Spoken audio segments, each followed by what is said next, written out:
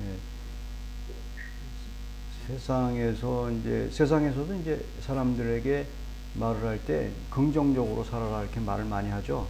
부정적인 생각을 하지 말아라 이제 그렇게 얘기하는데 이게 쉽게 되지 않아요. 또 기질상 또 여러 가지 문제가 있고 그래서 쉽게 되지 않죠. 근데 이제 성경적인 것도 이제 긍정적이래야 돼요. 긍정적인 이유를 우리가 알고 있어야 돼요. 이제 부정적인 사람의 이제 특징 가운데 하나는 긍정적이어야 할 이유를 찾기가 어려운 거예요. 어렵고 또 심리적으로 그것을 찾으려고 해도 잘 되지 않고 그래서 그렇죠.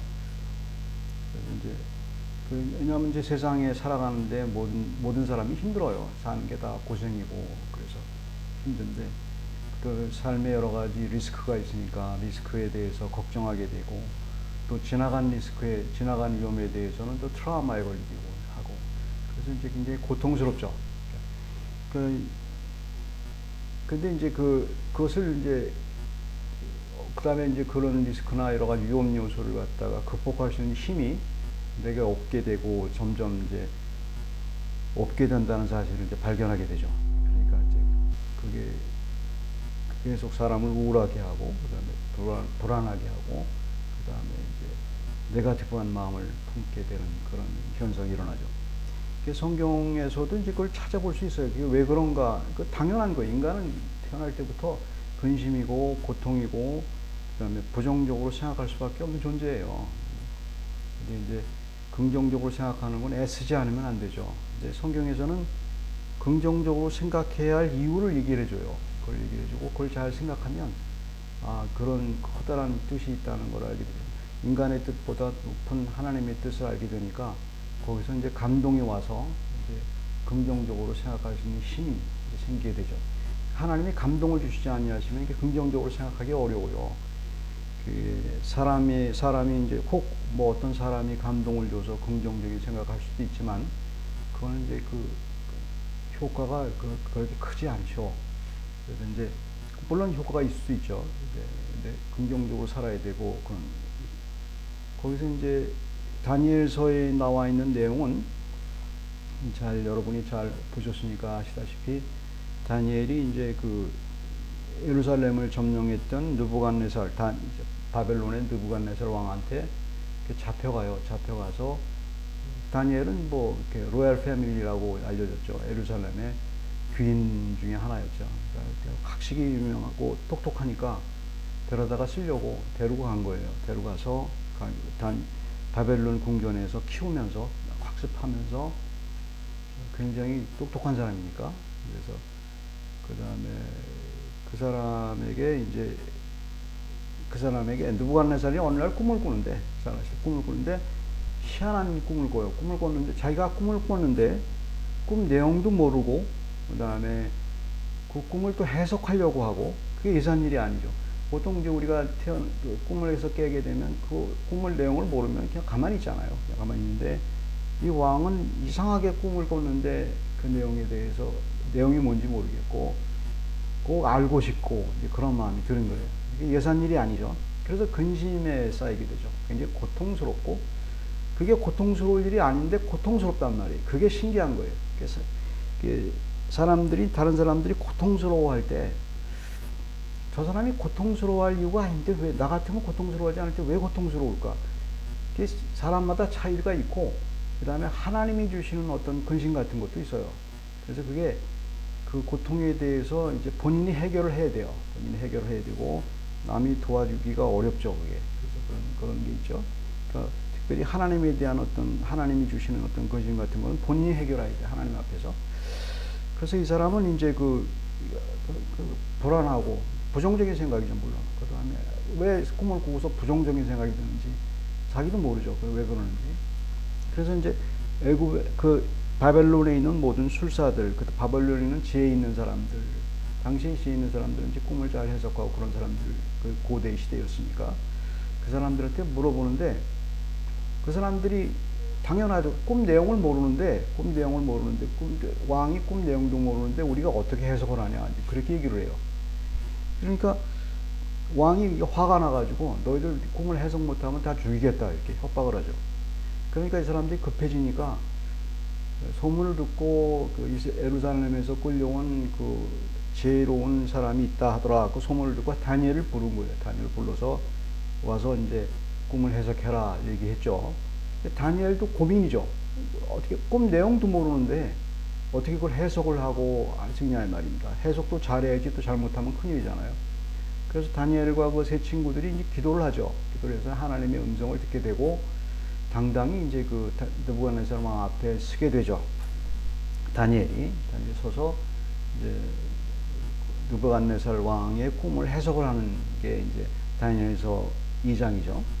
그래서 그 해석을 하는데 이제 그 무슨 꿈을 꿨는지를 얘기를 해요. 다니엘이 무슨 꿈을 꿨는지 얘기죠. 그러니까 그 꿈이 이제 내용이 이제 그 커다란 신상이 보이는데 다니엘이 느부갓네살에게 말하기를 느부갓네살 왕이시여 당신이 꿈꾼 내용이 이겁니다. 얘기해 준 겁니다. 당신은 큰 신상을 봤는데 커다란 신상, 커다란 그 동상이죠. 지금 동상 같은 커다란 걸 봤는데 맨 머리 위는 금으로 되어 있고 그 다음에 가슴과 팔은 은으로 되어 있고 그 다음에 넓적다리와 배는 놋, 그러니까 구리죠. 구리로 되어 있고 종아리는 철로 되어 있고 그 다음에 근데 발은 또 철과 진흙이 흙이 섞여 있단 말이에요. 그러니까 이제 느부갓네살 왕이 그 말을 듣고 진짜 그렇단 말이에요. 그러니까 어떻게 그게 용하게 내가 꾼 꿈을 내가 잊어버렸는데 네가 그걸 기억했냐 얘기하는 거 아닙니까? 그게 신기한 거죠. 그래서 이제 그걸 또 해석을 해줘요. 해석의 내용이 다 나오죠. 그 이상을 읽어보면 나오게 되죠. 금은 이제 금부터 시작하는 느부갓네살 왕의 왕국이에요. 그러니까 바벨론 왕국을 말하는 거죠. 그 다음에 당신 뒤에 오는 왕국이 있는데 당신을 멸망시키고 오는 왕이 안에 있는데 그게 이제 그 메대라는 나라죠. 은이죠. 은. 그 다음에 이제 은으로 되어 있고 그 다음에 구리로 된 것은 이제 그 페르시아죠. 파사 페르시아 왕국이고 그 다음에 철로 된 것은 로마 왕국이죠. 그 다음에 진흙과 그 발바닥에 진흙과 그 철이 갇혀 있는 거는 로마 왕국이 나중에 흐지부지 된단 말입니다. 흐지부지 돼서 뭐 신성 로마 제국이니 뭐니 막 갈리지고 지금까지 이게 로마 제국이 잔상이 남아 있잖아요.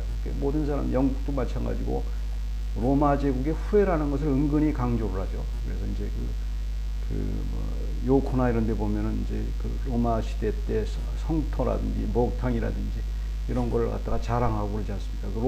자기가 로마의 근원이다 이 말이죠. 왕국의. 유럽만의 얘기죠. 어떻게 보면 그렇게 해석을 한 거죠. 그리고 이제 지금 러시아도 푸틴이 자기가 스스로 은근히 얘기하는 게 뭡니까? 짜르라고 얘기합니다. 짜르가 뭐예요? 시저라는 말이에요. 시저. 그러니까 로마의 왕이라 그걸 갖다가 은근히 그래서 패권을 장악하려고 하고. 근데 이게 로마 제국이 여태까지 흩어져 있는 거예요. 흩어져 있고 이제 미국이 또 나타나서 그렇게 되고 그 다음에 전 세계의 역사가 이제 그렇게 돌아가는 걸로 다니엘이 이미 예언을 한 거예요 그때. 그러니까 많은 사람들이 그 다니엘서의 내용을 가지고 다니엘이 그때 쓴 게 아니고 이게 나중에 예수 그리스도 난 다음에 누가 썼을 거야 이렇게 얘기하는 사람이 많아요. 근데 실제로 그렇지 않고 다니엘은 느부갓네살 왕 그때 썼다고 보는 거예요. 예수님이 태어나기 전 수백 년 전이죠. 그때 얘기한 거죠.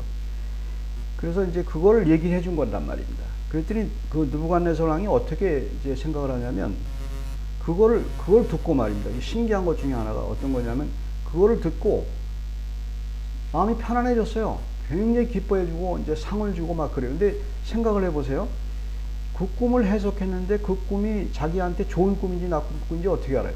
자기 왕국이 멸망을 당한다는데 그거 말을 하는 이제 다니엘도 그렇고 그 말을 듣는 그 느부갓네살 왕도 이해가 안 되잖아요.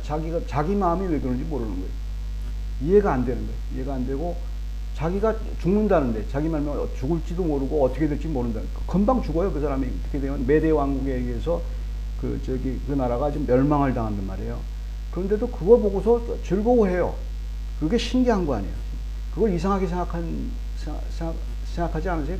당연 신기하잖아요. 그 다음에 더 신기한 건 어떤 거냐면 이런 거예요. 여기 보게 되면 34절에 보면은 그 신상을 부서뜨리는 돌이 하나 나와요.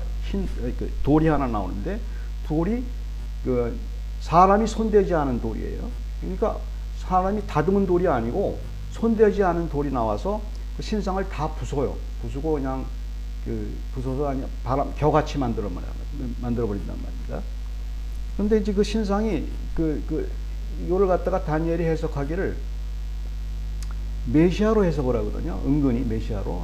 왜냐하면 온 세상의 모든 나라가 멸망을 하고 다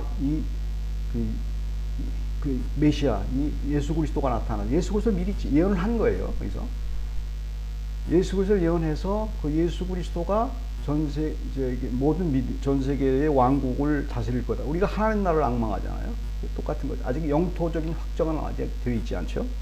결국은 하나님 나라가 이제 승리하게 돼서 임한다는 건데, 그걸 개인적으로 해석을, 그렇게 되니까 그걸 개인적으로 해석을 하면 어떻게 해석을 해야 되냐면, 내 믿음이 그리스도의 믿음을 확장을 얘기를 해요. 믿음의 확장. 그러니까 물론 선교의 확장으로 얘기하게 돼요. 하나님의 말씀이, 예수 그리스도의 말씀이 이렇게 전 세계에 퍼지는 걸로 이제 학자들은 얘기하죠.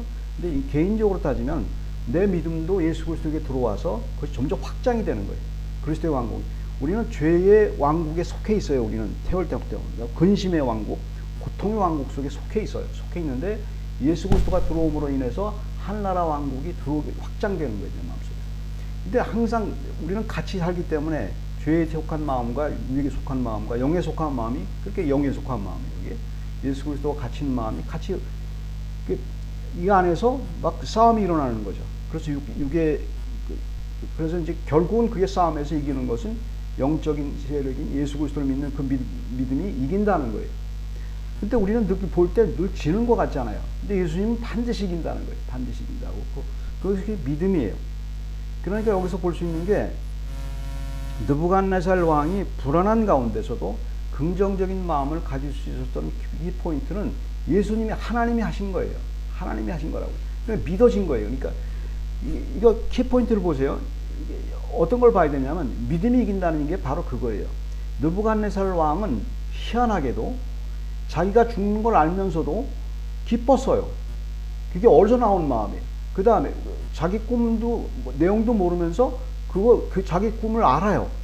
그렇잖아요. 믿음이 그래요. 믿음이. 그 다음에 믿음이, 우리는 예수 그리스도가 누군지도 몰라요. 누군지도 모르는데 그걸 알게 되는 게 믿음이에요. 그게 알게 되는 게 믿음이란 말입니다.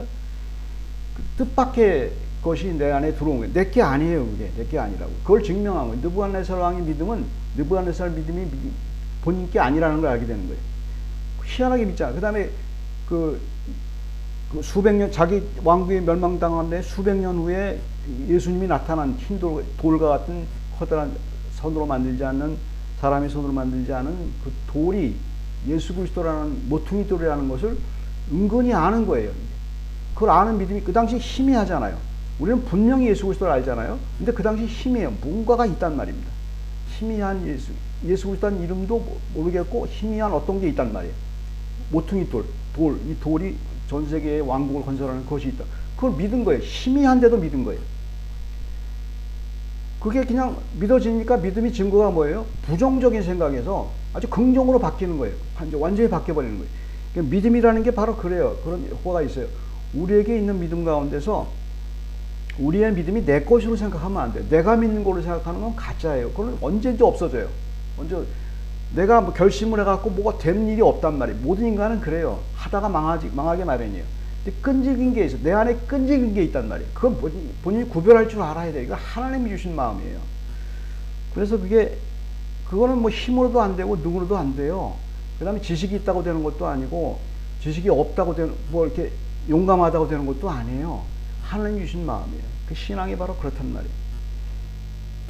그래서 이제 우리가 긍정적이 될 수밖에 없는 게, 예수 그리스도를 찾게 되면 이게 내게 아니구나를 알게 되고, 지금 내가 비록 무서워하고 근심하고 그래도 이건 언젠간 정복된다는 걸 아는 믿음이 생기게 되는 거죠.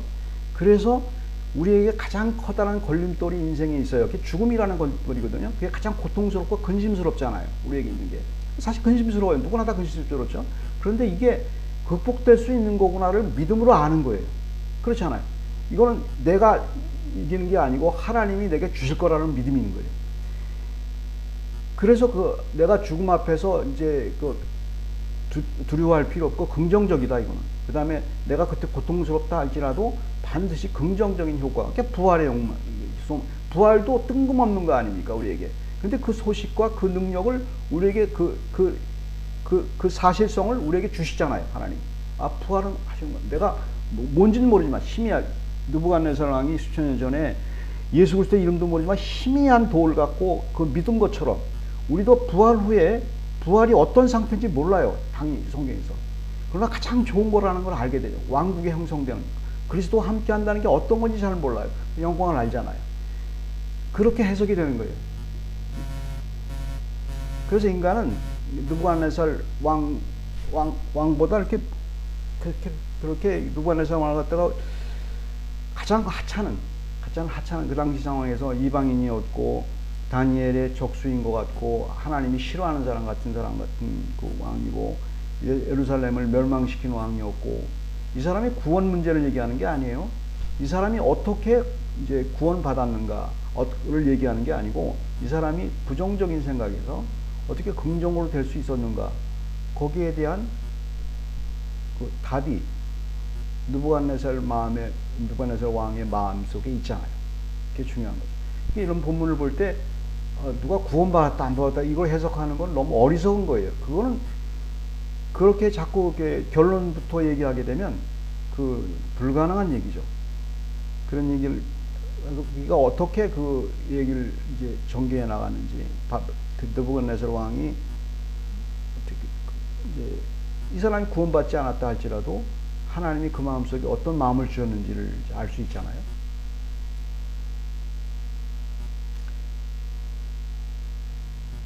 우리는 늘 긍정적인 마음을 품을 수밖에 없습니다. 하찮은 우리가 생각할 때 믿는 사람들의 특징이 그거잖아요. 믿지 않는 사람들 같은 경우는 하찮게 보잖아요. 이렇게 하찮게 보고 그런 마음들이 있죠. 왕의 마음 속에 있었던 그것이 그렇다 할지라도 아주 지독한 아주 악 속에 있는 그런 왕이라 할지라도 그 안에 하나님의 마음을 조금만 건드리면 그 사람은 긍정적이 되고 아주 그렇게 되죠. 나중에 느부갓네살 왕은 다시 또 힘들어지는 상황이 벌어져도 이 순간만은 그 긍정적인 마음을 품을 수 있는 능력이 되는 거예요. 그게 오늘날 우리가 알 수 있는 거죠. 같이 기도하겠습니다. 하나님 아버지, 저희의 삶에서 예수 그리스도의 마음이 가장 중요하고 그리스도가 내 안에 있고, 그분이 우리는 태어날 때 누군지도 몰랐고, 그리고 그분이 어떤 분인지도 모르고, 그리고 그분이 내 안에, 하지만 저희가 아는 것은 그분이 내 안에 들어와서 세상이 변하고, 그 다음에 세상을 보는 시각이 변하고, 그리고 모든 나를 고통 가운데 얽매우는 그런 부정적인 상황이라 할지라도 주님께서 힘을 주시면 긍정적이 되고 그 아주 낙관적인 하나님의 나라를 바라볼 수 있는 힘이 생긴다는 것을 저희가 압니다. 저희가 힘이 없습니다. 그 하나님의 마음을 품을 힘도 없고 아무것도 없는 사람이지만 저희에게 그 마음을 이미 주신 것을 압니다. 그래서 그 마음을 저에게 주셔서 삶에서 힘과 역동성과 그리고 넉넉히 이기는 마음을 품을 수 있도록 해주시옵소서. 감사합니다. 예수 그리스도 이름으로 기도드립니다.